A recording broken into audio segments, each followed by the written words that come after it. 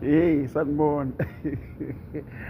Hey yabona bafowethu, ngiyafisa ukuqala iqembu lami engizobe ngihamba nalo nje kulonyaka elishuthayo ukuze nizoyibona lento esengiyixoxa ukuthi akuwona umlingo. Yazi inyanga ifika konizethemba. Omunye ubona ukuthi cha le ndoda le iyayazi into ekhuluma ngayo, yabo, ekuvezela abanye ama-proof thizeni usuke ungazi nawe wathathephi, kanti umuntu uyidlalela ngawe athi yenaye awuthi ngiyokubonisa imhlola wena le mali ngizofike ngiyithathe mina, uvume nawe uthi hayi kulungile, hayi asambe mfowethu, ayikho inkinga. Mana-ke ngokuxoxelisa ngeke ngathatha enye insizwa yakangubelanga sahamba yakangubelanga sahamba naye, iyazethemba le ndoda yamadoda. Sihamba nje la emotweni iyakhuluma ithi yabona mfoka mthethwa namhlanje uzokubona ongakazi ukubone. Ngiyazi ukuthi usubanikile abantu ithuba abanye behluleka, kodwa namhlanje ngeke uyisole.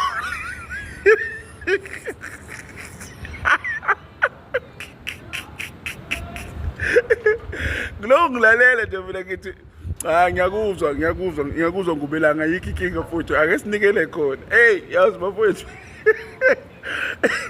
yazi ungubelanga zimenzele imhlonipho. Uphethe ibhakede laligcwele intelezi.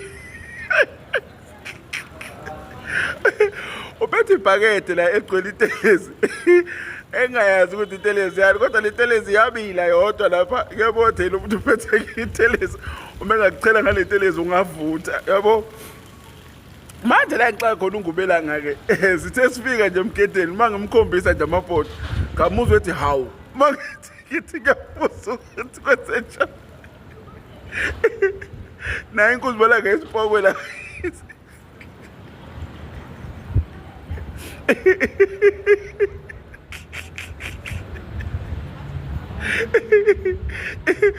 inkunzi balanga yesipokwe la isimphuca ibhakede neshoba. Ithi hey wena uzokuchela lo doti la.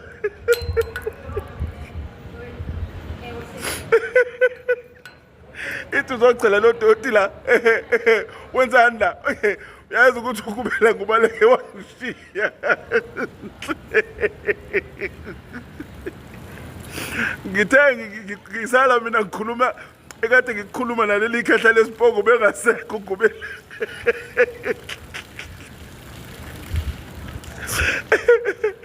Nakhuluma-ke ikhehla lesipoko into engeke ngikwazi ukuyisho la ukuthi litheni, kodwa ungubelanga ibhakede lakhe lisalile lapha entabeni neshoba. Kwasemotweni angimficeka, angaze ngimbone, akaze angifonele, angimazi nomfikile ekhaya kubo.